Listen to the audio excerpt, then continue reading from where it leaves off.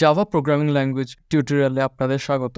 এই ভিডিওতে আমরা আজ ডিসকাস করব জাভার স্ট্রিং নিয়ে। কিভাবে আমরা কোনো কারো নাম, ওয়ার্ড অথবা সেন্টেন্স স্ট্রিং এর মাধ্যমে সহজেই স্টোর করে ফেলতে পারি। তাহলে শুরুতে আসি, স্ট্রিং কি?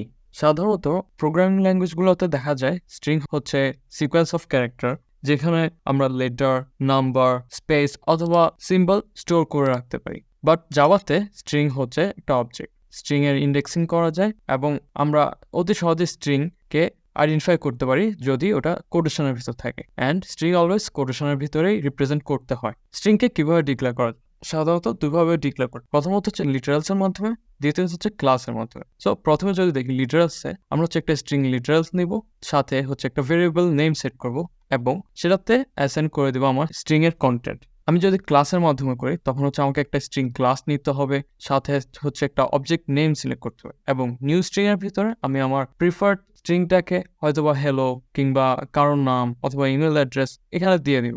আমাদের স্ট্রিং এর কতটা ক্যারেক্টার আছে সেটা কাউন্ট করার জন্য আমাদেরকে হচ্ছে ইউজ করতে হয় লেন্থ মেথড। তো আমরা যদি দেখি এখানে স্ট্রিং str1, এটার মাঝে আমাদের আছে হ্যালো ওয়ার্ল্ড, যেটা হচ্ছে একটা স্পেস যেটাতে ক্যারেক্টার সাথে কিছু স্পেস আছে এবং সিম্বলও আছে। এই পুরোটা টোটাল আমি যদি কাউন্ট করি এখানে স্পেস এবং সিম্বল সহ আমার টোটাল হবে 12টা। তো আমি যদি দেখি সিস্টেম আউটপুট লাইন str1.length, এটা যখন আউটপুট এসেছে এটার আউটপুট দিয়েছে 12। এগেইন আমি যদি দেখি str2, এটার ভিতরে কোনো ক্যারেক্টার বা কিছু নেই, যে কারণে এটা একটা এমটি স্ট্রিং এবং এটার লেন্থ যে কারণে আউটপুটে 0 আসছে। আমরা ইন্ডেক্সিং এর মাধ্যমে আমার একটা স্ট্রিং এর স্পেসিফিক এলিমেন্টকে ম্যানিপুলেট করতে পারি অথবা রিট্রিভ করতে পারি কিংবা মডিফাই করতে পারি। অ্যান্ড ইন্ডেক্সিং স্ট্রিং এর জন্য অতি গুরুত্বপূর্ণ একটা জিনিস।